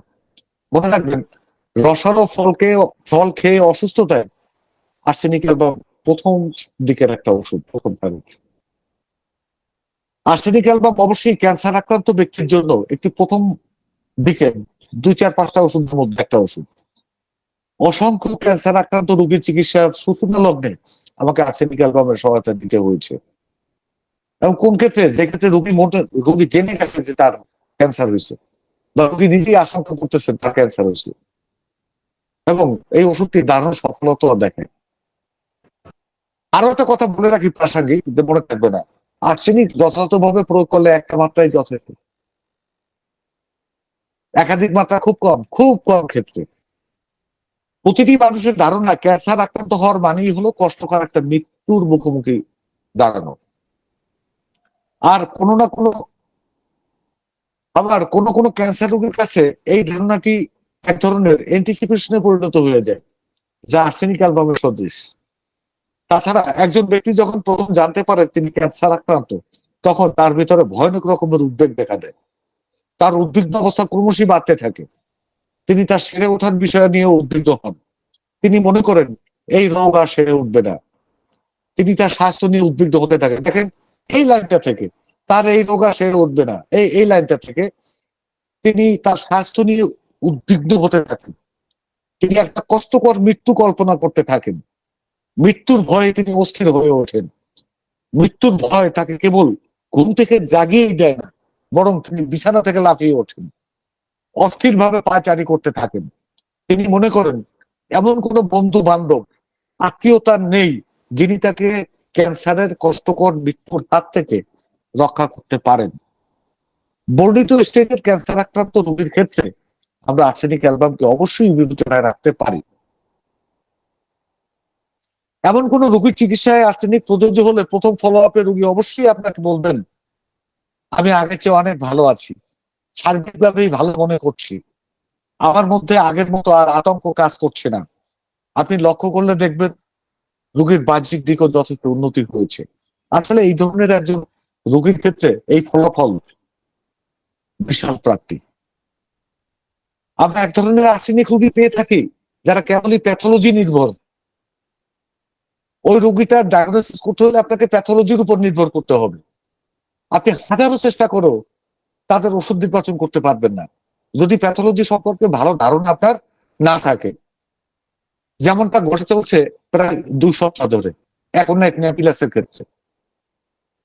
কি হচ্ছে বলে, লাগাতার এই প্রচন্ড গরম পড়ছে, এই গরমের মধ্যে অসংখ্য শিশুদের এক ধরনের বেসিলিয়ারি ডিসেন্ট্রি অভিযোগ আমরা পাচ্ছি। আমি প্রতিদিন 4টা 5টা করে বাচ্চা পাচ্ছি এরকম। এসব শিশুকে দেখে মনে হবে খুবই স্বাভাবিক, একেবারে শান্ত, যেরকম থাকার কথা সেরকমই আছে, অথচ তার প্রতিদিন 8 থেকে 10 বার রক্ত মিশ্রিত পাতলা পায়খানা হচ্ছে, 8 থেকে 10 বার, এবং কোথাও অল্প বা কোথাও প্রচুর রক্ত মিশ্রিত পাতলা পায়খানা হচ্ছে। আপনি এসব শিশু চিকিৎসায় এখন নেপিলেস না ভাবলে প্রায় প্রত্যেকটা ক্ষেত্রে আপনাকে ব্যর্থ হতে হবে। দেখেন, এখন এটা যে মৃত্যু হয়, যে এখন এটার যে অস্থিরতা, সেটা এখানে নাই, কিন্তু তার রক্ত মিশ্রিত পাতলা পায়খানা আছে, এই প্যাথোলজির উপরে দেওয়া যাবে, এখন আর দেওয়া যাবে। এরকম আর্সেনিকেরও কিছু প্যাথোলজি আছে। আর্সেনিক নিয়ে আরেকটা ক্লাস আমি আরো অনেক পরে করবো, তখন আমি সেই প্যাথোলজিক্যাল ইউজ গুলো আমি বলবো। আজকে এটা সম্ভব না, কারণ আজকে ক্লাস বড় হয়ে যাচ্ছে। একটু ধরবেন, একটা ফোন আসছে।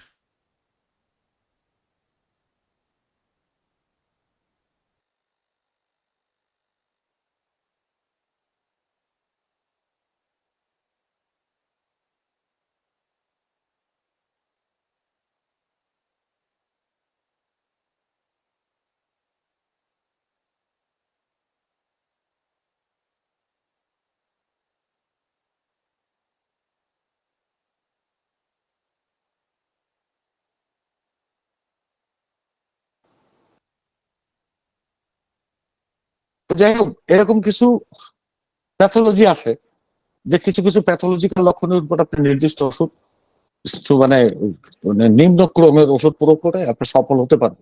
ওর সফলতার অন্য কোনো হাতিয়ার নেই। এই যে বাচ্চাদের এই রক্ত মিশ্রিত যে মানে ডিসেন্ট্রি, ডিসেন্ট্রিটা, এই ক্ষেত্রে কোনো অ্যান্টিবায়োটিক কাজ করছে না।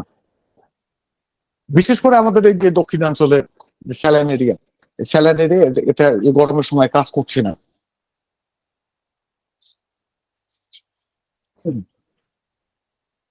এসব শিশুর যে সমস্যা প্যাথোলজিক্যাল, আমরা এখন একটা এপিলেপসির ক্লাস করব, তখন এই প্যাথোলজিক্যাল বিষয়গুলো নিয়ে আসবো আস্তে আস্তে। আর সবচেয়ে বড় কথা কি, এরকম ক্লাস করার মানসিকতা আমার কখনো ছিল না, তার কারণ আমার আগে থেকে ওই ধরনের প্রস্তুতি নেই। আমার সব হলো ছড়ানো ছিটানো, এইগুলো গুছাইতে আমার একজন লোক লাগে দস্তুর মতো। শ্বাসজনিত উদ্বেগ এবং ওষুধের তালিকা হোমিওপ্যাথি রেপার্টরিতে একেবারে কম না। Phosphorus, kali arsenicum, acid nitricum,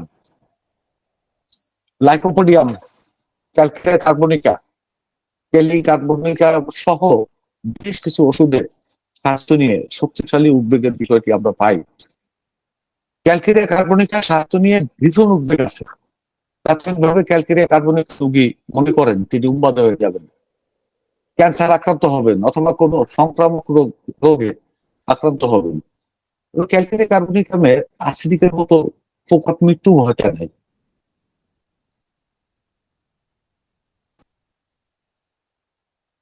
Kelly arsenicum ব্যক্তিত্ব এইটা ভেবে উদ্বিগ্ন থাকেন তিনি ভবিষ্যতে ক্যান্সার বা এই ধরনের জটিল কোনো রোগে আক্রান্ত হবেন। পক্ষান্তরে আর্সেনিকাম মনে করেন বর্তমানে তিনি ক্যান্সার আক্রান্ত। ক্যালি আর্সেনিকাম সুনির্দিষ্টভাবে হৃদরোগ সম্পর্কে বিশেষ উদ্বেগ থাকে, তবে তার অতটা মৃত্যু হয়নি যেমনটা আমরা আর্সেনিকামের রোগীতে পাই। ক্যালি আর্সেনিকাম কথায় কথায় হয়তো বলবেন আমি মরে যাবো, এ নিয়ে আমার আফসোস নেই, মৃত্যুকে আমি ভয়ই করি না। কিন্তু কেউ যদি তার সঙ্গে হৃদরোগ নিয়ে কথা বলেন বা জানতে চান তার কোনো কোনো ধরনের হৃদরোগের সমস্যা আছে কিনা, তাহলে তিনি উদ্বেগ প্রকাশ করতে শুরু করবেন এবং মারাত্মক উদ্বিগ্ন হয়ে পড়বেন। দেখেন, মরতে ভয় করে না, মরা নিয়ে আমার ভয় নেই, কিন্তু হৃদরোগ হয়েছে, হার্টের রোগ, এই তার টেনশন বাড়তে থাকবে এবং তিনি মারাত্মক মারাত্মক পর্যায়ে উদ্বিগ্ন অবস্থায় চলে যাবেন। তার স্বাস্থ্য নিয়ে ওই সময় বেশ উদ্বিগ্ন হয়ে পড়েন যখন তিনি কোন জটিল রোগ আক্রান্ত হন এবং প্রাথমিকভাবে তিনি তা জানতে পারেন।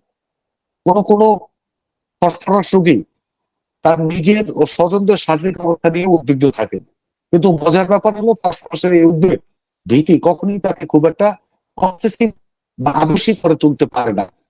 তিনি যতটা সহজে স্বাস্থ্য নিয়ে উদ্বিগ্ন হন, একজন ভালো চিকিৎসকের পরামর্শ নেওয়ার পর ততটা দ্রুতই আবার স্বাভাবিক অবস্থায় ফিরে আসেন।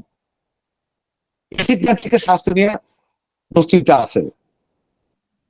শুধু ক্যান্সার, সংক্রামক রোগ বা উন্মাদনার ভয়ই করেন না, কোন রোগ সম্পর্কে ধারণা পাওয়ার সঙ্গে সঙ্গে তিনি নিজের সঙ্গে মেলাতে থাকেন বিশেষ মুক্তি তার মধ্যে আছে কিনা, সেটা ঠিক না। একটা রোগের কথা শুনছি লোকটা, তখন নিজের সাথে মিলে চায় যে নিজের এটা আছে কিনা। তিনি হয়তো বাহ্যিকভাবে এটি নিয়ে কোনো উদ্বেগ প্রকাশ করেন না, কিন্তু ভেতরে ভেতরে এটা নিয়ে তিনি মারাত্মকভাবে ভাবতে থাকেন।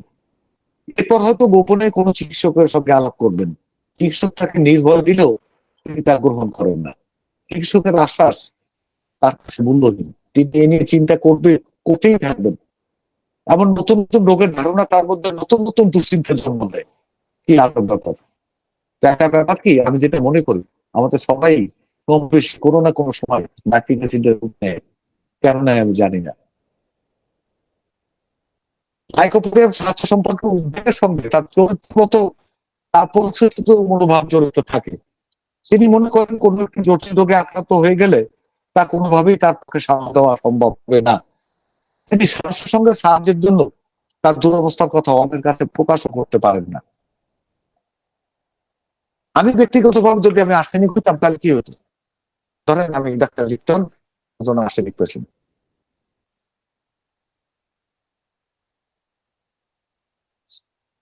আপনার সঙ্গে এই ক্লাসে আলোচনা গুলা কিভাবে করতাম? আমি যদি আর্সেনিক হতাম তাহলে আপনাদের জন্য আরো সুন্দর ক্লাস উপহার দিতে পারতাম। আমি আরো মার্জিত, প্রমিত, সুন্দর ভাষায় উপস্থাপনের সক্ষমতা রাখতাম। আমার শব্দ চয়ন আরো সুচিন্তিত হতো। আমি অবশ্যই আলোচনাকে প্রাঞ্জল এবং হৃদয় গ্রাহ্য করে তুলে ধরতে পারতাম, যেটা এখন পাচ্ছি না, সেই হারিয়ে যায়। কেননা আর্সেনিকটার কথা বলার ক্ষেত্রে শব্দ চয়ন, ভাষার ব্যবহারে ভীষণ ফেস্টিডিয়াস বা খুঁতখুঁতে।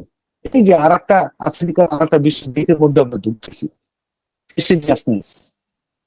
তিনি দ্রুত কথা বলতে পারেন, যদি তিনি নারী হয়ে থাকেন তিনি কাটছাট করে দ্রুত কথা বলতে পারেন। যদিও তিনি ল্যাক্সিসের মতো দ্রুততার সঙ্গে কথা বলতে বা বক্তৃতা করতে সক্ষম, তবে তিনি কখনো ল্যাক্সিসের মতো কর্কশ শব্দ উচ্চারণ করেন না।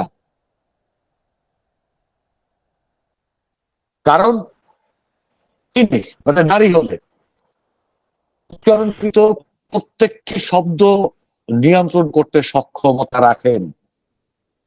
আইডিএম এর ক্লাসে আমরা অ্যানোরেক্সিয়া নার্ভোসা নামে এক ধরনের উপসর্গ বা লক্ষণের কথা বলেছিলাম। এটা হলো কম খাওয়ার রোগ। সাধারণত মেয়েদের মধ্যে এটি বেশি দেখা দেয়। এতে রোগীর খাবার গ্রহণের যে ইচ্ছা অস্বাভাবিক রকমের কমে যায়। কম বয়সী মেয়েদের স্লিম হওয়ার বাসনা থেকে অনেক সময় এই সমস্যা শুরু হয়। আমি মনে করি এটা একটা ইম্পালসিভ অবস্থা, নট ইম্পালসিভ, এটা একটা কম্পালসিভ অবস্থা। এছাড়া অন্য কোনো মানসিক চাপ বা কম্পালসিভনেস অবস্থার কারণেও, ইম্পালসিভনেস অবস্থার কারণেও এটা হতে পারে। কম্পালসিভ বা ইম্পালসিভ অবস্থা দুটোই। ধীরে ধীরে খাওয়ার ইচ্ছে কমতে থাকে, শরীরের ওজন কমতে থাকে, একই সঙ্গে অপুষ্টিজনিত নানা সমস্যা সহ মারাত্মক রকমের দুর্বলতা দেখা দেয়। কারো ওজন যদি কোনো কারণে 25% কমে যায়, তাহলে অ্যানোরেক্সিয়া নার্ভোসা হয়েছে বলে ধারণা করা হয় এবং ধরা হয়।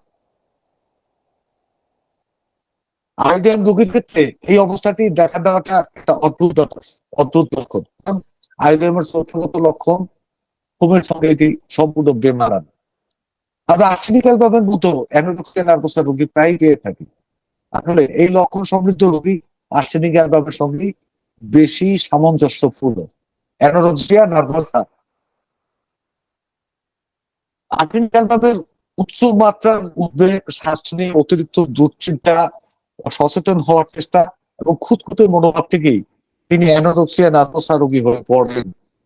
আমরা কাজিনের স্ত্রী আমার রোগী, তার একবার ডায়াবেটিস ধরা পড়ে, এতে তিনি এতটাই আতঙ্কিত হয়ে পড়েন যে মাসখানেক মধ্যে প্রায় ডজন দেড়েক চিকিৎসকের সঙ্গে দেখা করে ব্যবস্থা নেন। 18 জন চিকিৎসক এক মার্কে ঢাকা গিয়ে। আমার কি ফুরিয়ে গেছে? আজকে শেষ করবো টেনে টুনে, কথা বলেন। এটা কি আরো অনেক লম্বা হবে? একটু না, অনেক না, একটু। তাহলে স্যার শেষ করেন। মানে এখন শেষ করবো না পুরোটা? কতক্ষণ সময় লাগবে স্যার? দেখি। আচ্ছা, আচ্ছা স্যার। তিনি 18 জন চিকিৎসকের মানে পরামর্শ নেন।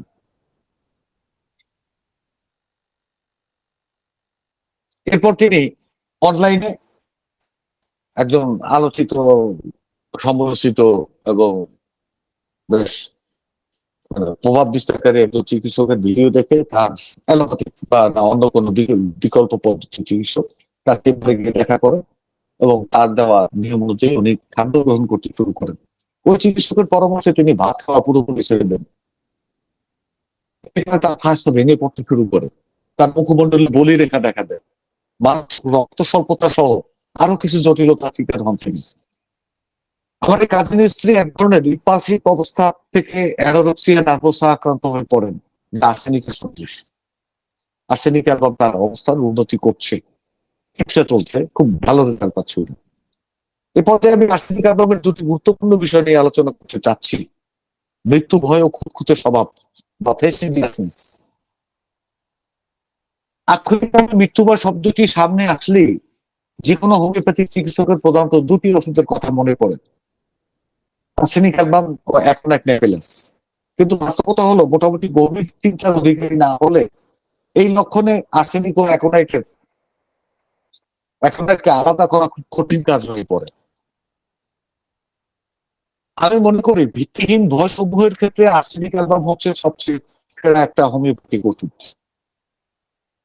যদি যৌক্তিক কোনো কারণে উচ্চমাত্রার উদ্বেগেও আমরা কোনো রোগীতে পাই যৌক্তিক কারণ, তখন তার জন্য হ্যাঁ এখানে উদ্বিগ্ন হওয়ার কারণ আছে, কিন্তু সেখানেও উদ্বিগ্ন হচ্ছে রোগী, তখন হলো সেখানে আমরা আর্সেনিক অ্যালবামকে ভাবতে চাই। আর্সেনিক অ্যালবামের রোগীকে মৃত্যু ভয়ের বিষয়টি প্রকট ভাবে দেখি। মাত্রা অতিরিক্ত উদ্বেগ, স্বাস্থ্য তথা সুস্থ থাকা বা সুস্থ না থাকা নিয়ে এই কথাটা বারবার আসতেছে, যে উৎকণ্ঠা এবং মৃত্যু ভয়, এই তিনটি বিষয়ে আর্সেনিক রোগীতে বিদ্যমান থাকবেই থাকবে। একজন সফল চিকিৎসককে তার নিবিড় পর্যবেক্ষণের মধ্য দিয়ে অবশ্যই এই তিনটি বিষয় খুঁজে বের করতে হবে। আমরা বলেছি আর্সেনিকের উদ্বেগ নিয়ে, স্বাস্থ্য সম্পর্কে অতিরিক্ত উৎকণ্ঠার কথাও আলোচনা করেছি। এখন আমাদের বুঝতে হবে আর্সেনিকের মৃত্যু ভয়টি আসলে কেমন। মৃত্যু ভয়ের ক্ষেত্রে প্রথম সারির ওষুধ অ্যাকোনাইট নেপিলাস ও আর্সেনিকের অ্যালবামের মধ্যে মূল পার্থক্যের জায়গাটা কোথায়? অ্যাকোনাইট নেপিলাসের ক্ষেত্রে দেখি যখন কোনো ব্যক্তি এই ওষুধটির অধীনে আসেন তখন তিনি শারীরিক মানসিক সহ প্রতিটি স্তরকে কাঁপিয়ে নিয়ে আসেন। প্রচন্ডতা নিয়ে, তীব্রতা নিয়ে, আকস্মিকতা নিয়ে এখন এটার প্রকাশটা ঘটে। রোগীর মধ্যে একটা যন্ত্রণাদায়ক ভয় সৃষ্টি হয়, যন্ত্রণাদায়ক মৃত্যু হয়। তিনি মনে করেন তিনি মারা যাবেন, আর মৃত্যু হবে আকস্মিক মৃত্যু। আমরা যখন অ্যাকোনাইট নিয়ে কথা বলবো তখন এই আকস্মিক বা আকস্মিকতা, আকস্মিকতার বিস্তারিত জানবো। এখন এটার একটি গুরুত্বপূর্ণ থিম হলো আকস্মিকতা। তার মধ্যে মৃত্যু ভয়টি প্রচন্ড ভাবে দেখা দেয়। তিনি মনে করেন মৃত্যু তার খুবই কাছাকাছি, মৃত্যু তার খুবই কাছাকাছি। আমরা আরেকভাবে বলতে পারি কোন কোন অ্যাকোনাইটের রোগী মধ্যে হঠাৎ মৃত্যুর একটি ভয় প্রকট আকারে দেখা যায়। যদিও ক্রনিক ক্ষেত্রে অ্যাকোনাইটের মধ্যে বিভিন্ন ধরনের ফোবিয়া, অনিত ভয় বিদ্যমান থাকে। তাদের মধ্যে কেউ কেউ এতটাই স্নায়বিক হয়ে পড়ে যে তার মৃত্যুর সময় ক্ষণ নির্ধারণ করে দিয়ে বলেন, তার সম্ভাব্য মৃত্যুর জন্য তিনি প্রস্তুতি নিতে শুরু করেন। পক্ষান্তরে আচ্ছা, এখন একটা ভয়টা হলো কি তার হঠাৎ মৃত্যু হবে। ভয়টা কিন্তু হঠাৎ আসে না, তার মৃত্যুটা হঠাৎ হবে। আজকে কি করে, আজকের মধ্যে যে মৃত্যু ভয় লক্ষ্য করি তা পুরোটাই তার নিরাপত্তার ভাবনার সঙ্গে সম্পৃক্ত। আজকে সমন্বিত উদ্বেগ, তার স্বাস্থ্য নিয়ে উদ্বেগ, সুস্থ বা অসুস্থতা নিয়ে উৎকণ্ঠা বা উদ্বেগ ইত্যাদির পাশাপাশি তিনি কঠিন কোনো রোগে আক্রান্ত হয়েছেন বা হতে যাচ্ছেন, এমন চিন্তা থেকে হাইপোকন্ড্রিয়াল অবস্থায় পৌঁছে দেয়। তিনি মনে করেন দুরারোগ্য কোনো রোগে তিনি আক্রান্ত হয়েছেন বা হতে যাচ্ছেন, এতে তার একটি কষ্টকর মৃত্যুকে বরণ করতে হবে। এই কষ্টকর মৃত্যু থেকে তিনি তাকে কেউ বাঁচাতে পারবে না, সাপোর্ট দিতে পারবে না, অ্যাসিস্ট্যান্সি দিতে পারবে না, এবং এই যে তার মৃত্যুটা কষ্টকর হবে সেই ভয় তিনি আতঙ্কিত হয়ে থাকে। পাঠ্য বই আমরা পাই মধ্যরাতে অর্থাৎ 12টা থেকে 1টার মধ্যে তাকে আকস্মিকভাবে মৃত্যুর ভয়টি এসে আঁকড়ে ধরে। এখানে একটু সরল ভাবে বুঝতে হবে, আর্সেনিকের মৃত্যু ভয়টি আসে আকস্মিক, ভয়টা আসে আকস্মিক। আর অ্যাকোনাইট এমন একটি মৃত্যুর ভয় ভীত যে মৃত্যুটি হবে আকস্মিক। এই কথাটা মনে রাখতে হবে, অ্যাকোনাইট ভাবে তার মৃত্যুটি হবে হঠাৎ, আর অ্যাকোনাইটের মধ্যে মৃত্যু ভয়টা এসে যায় হঠাৎ। এই একটা মেজর একটা পার্থক্য, এই পার্থক্যের জায়গাটা মনে রাখতে হবে। নিজের একটি আকস্মিক মৃত্যুর ভয় ভীত হন অ্যাকোনাইট, কারণ হলো অ্যাকোনাইটের যে রোগাক্রমণ এতই আকস্মিক, প্রচন্ড ক্ষিপ্র গতিতে হয় যে রোগী মনে করেন এভাবে মৃত্যুটাও তার হবে ওরকম আকস্মিক। আমি দেখেছি কোভিড-19 মহামারী কালে অনেক চিকিৎসক আক্রান্ত রোগীর চিকিৎসায় এখন একটা ব্যবস্থা দিয়েছিলেন। আমি স্বতঃপ্রণোদিত হয়ে ওইসব চিকিৎসকের সঙ্গে কথা বলে জানতে চেয়েছিলাম কেন তারা এখন একে ওষুধ হিসেবে বেছে নিচ্ছেন। তাদের উত্তর ছিল রোগীর মধ্যে তো মৃত্যু ভয়টি প্রাধান্য পাচ্ছে। আমি তাদের শুধরে দিয়েছিলাম, বলেছিলাম এই অবস্থাটি অ্যাকোনাইটের না, আর্সেনিকের। আমরা লক্ষ্য করেছি করোনা কালে শুরুর দিকে প্রতিটি দেশের সরকারি প্রচারণা, সরকারি প্রচার মাধ্যম, গণমাধ্যম এত বেশি সতর্কতা প্রচার করতে থাকে যে প্রত্যেকটা মানুষের মধ্যে আতঙ্ক ছড়িয়ে পড়ে। মানুষগুলো ভীষণ রকম উদ্বিগ্ন হয়ে পড়েন, তারা নিজেদের স্বাস্থ্য সম্পর্কে চরম মাত্রার সচেতনতা দেখাতে শুরু করেন। মানুষের স্বাভাবিক চলাফেরা সহ শারীরিক ভাবে কাছাকাছি আসা, কর্মদূর করা বন্ধ হয়ে যায়। পুরো পুরো মানব সমাজে সংক্রমিত হওয়ার একটা ভয়, অসুস্থ বা কোভিড আক্রান্ত হওয়ার ভয় এত চরমে পৌঁছায় যে বাজারে সাধারণ স্যানিটাইজার এটারও সংকট দেখা দিয়েছিল। ওদিকে গণমাধ্যমগুলো করোনা আক্রান্ত রোগীর রোগ যন্ত্রণা নিয়ে ডেটা আছে প্রতিবেদন, ফিচার প্রকাশ করতে দ্বিধাবোধ করেনি। করোনার মৃত্যুর পর মরদেহ সৎকার বা অন্ত্যেষ্টিক্রিয়ার তাচ্ছিল্য, কোনো কোনো ক্ষেত্রে দিনের পর দিন মৃতদেহ অবহেলা সহকারে ফেলে রাখার ঘটনা, ভয়ানক মৃত্যু পরবর্তী অবস্থা ইত্যাদি প্রচার করে, ওইগুলো দেখে মানুষের মধ্যে মারাত্মক একটা আতঙ্ক ছড়িয়ে পড়ে। মৃত্যু পরবর্তী ওই অবস্থা মানুষকে আঁকড়ে ধরে এই কল্পনাটা। প্রায় প্রত্যেকটি মানুষ নিজেকে করোনা আক্রান্ত হওয়ার পরবর্তী প্রেক্ষাপটে রেখে উৎকণ্ঠিত হয়ে পড়েন। আমি আমাকে করোনা রোগী হিসেবে চিন্তা করে ওই প্রেক্ষাপটে, ওই ক্যানভাসে রেখে তারপরে চিন্তা করছি, এবং তারপর তারা উদ্বিগ্ন হয়ে পড়ছেন, আতঙ্কিত হয়ে পড়ছেন। আমার বেশিরভাগ সারা বিশ্বের সিংহভাগ মানুষ আর্সেনিক অ্যালবামের অধীনে চলে গিয়েছিলেন। এই যে আর্সেনিক অ্যালবামের অধীনে চলে যাওয়া কোন অবস্থার প্রেক্ষাপটে, দিস দ্যাট প্রফেশনাল আর্সেনিক, কারণ ভিত্তিক আর্সেনিক। তখনকার পরিস্থিতিতে মানুষের মধ্যে উচ্চ ডিগ্রির উদ্বেগ, স্বাস্থ্য সচেতনতা, রোগ জীবাণু সংক্রমণের আতঙ্ক, সর্বোপরি একটি যন্ত্রণাদায়ক ও অবহেলিত অসহায় মৃত্যুর ভয়। হোমিওপ্যাথিতে আর্সেনিক ছাড়া দ্বিতীয় আর কোন ওষুধে আমি পাই নাই। ধীরে ধীরে এই অবস্থারও অবসান হয়েছিল, কিন্তু এই করোনা অতিমারি মানব সমাজে আর একটা জটিল অবস্থার বীজ বপন করে দিয়ে গেছে। করোনা পরবর্তী সময়ে আমরা প্রচুর সংখ্যক বিভিন্ন ধরনের phobia, panic attack, panic disorder, obsessive compulsive ডিসঅর্ডারের রোগী পাচ্ছি। আমরা পাচ্ছি পোস্ট কোভিড ভ্যাকসিনেশন প্রতিক্রিয়ার, পোস্ট ভ্যাকসিনেশন প্রতিক্রিয়ার প্রচুর সংখ্যক রোগী, বিশেষ করে ভ্যাকসিনেশনের পরে দেখা দেওয়া দুর্দমনীয় চর্মপীড়ায় আক্রান্ত রোগীদের। আমি আশা করি এই বিষয় নিয়ে পরবর্তী কোনো ক্লাসে আমরা বিস্তারিত আলোচনা করব। এই যে ভ্যাকসিন করার পরে যে চর্মপীড়া গুলা দুর্দমনীয়, কোনোভাবেই অবদমন করতে পারছে না সেটা। এবার আর্সেনিকের গুরুত্বপূর্ণ বৈশিষ্ট্য ফেস্টিডিয়াসনেস বা খুঁতখুঁতে স্বভাব সংক্ষেপে বলে আমি শেষ করবো। আজকের আলোচনা আমরা একটু ধারণা দিয়েছিলাম আর্সেনিক ভীষণ খুঁতখুঁতে স্বভাবের। হোমিওপ্যাথিতে আরো বেশ কয়েকটি ওষুধ আমরা পাই যাতে খুঁতখুঁতে স্বভাবের বিষয়টি আছে, যেমন নাক্সভঙ্গিকা, ফসফরাস, কার্সিনোসিন, এরকম অনেক ওষুধ আছে। তবে এই ওষুধগুলোর প্রতিটি ফেস্টিডিয়াসনেস বা ট্রিটিনিয়াস বা খুঁতখুঁতে স্বভাব, এর মধ্যে আবার ভিন্ন ভিন্ন বৈশিষ্ট্য আছে। আর্সেনিকের মধ্যে আমরা প্রচন্ড রকমের খুঁতখুঁতে স্বভাব দেখতে পাই। আমরা আগে বলেছি আর্সেনিককে কেউ পারফেক্ট বা মিস পারফেক্ট বলে থাকেন। আসলে আর্সেনিকের খুঁতখুঁতে স্বভাব বা ফেস্টিডিয়াসনেস এর পেছনে আর এই পারফেক্টনেস এর বিষয়টি কাজ করে। আবার পারফেক্টনেস আসে কোথা থেকে?